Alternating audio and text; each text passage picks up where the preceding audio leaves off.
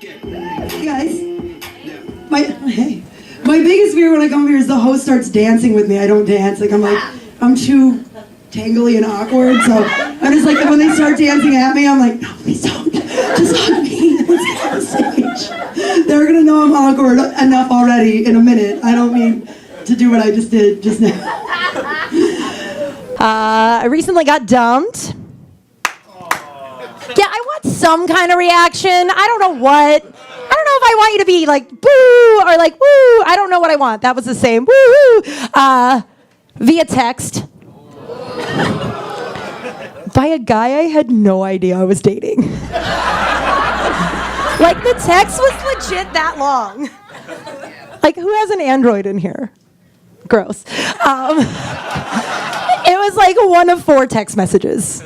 I don't know. It had something to do with like his dead brother getting like dropping out of college, how much he hated Brett Favre. I don't know. I didn't really read it. And like the comedian in me wanted to write something like hacky back, you know, like K.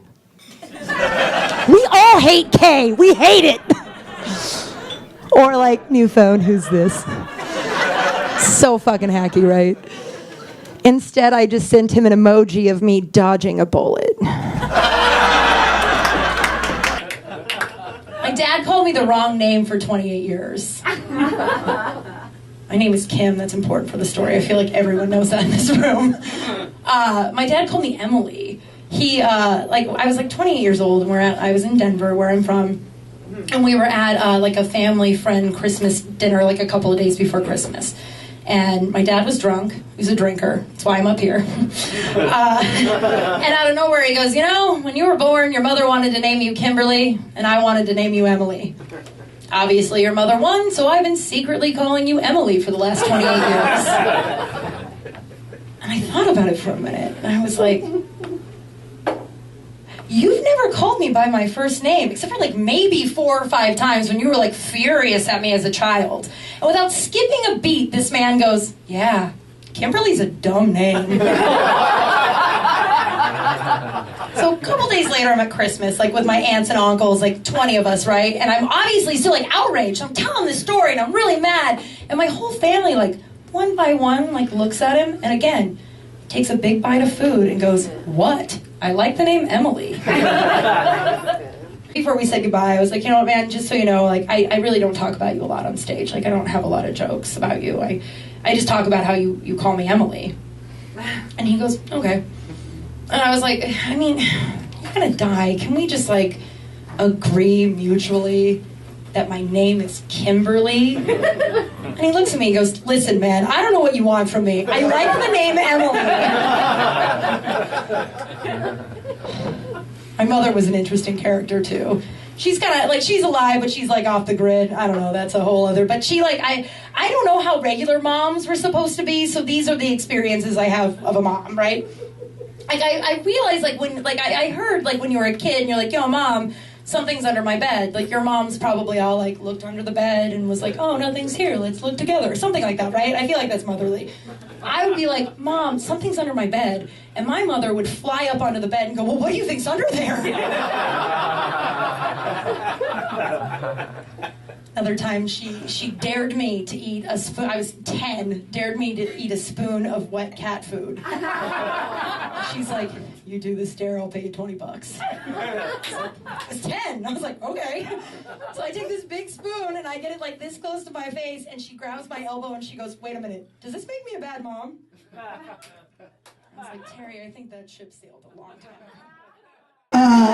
So I bartend, and I've done it for a long time. I got my first bad Yelp review.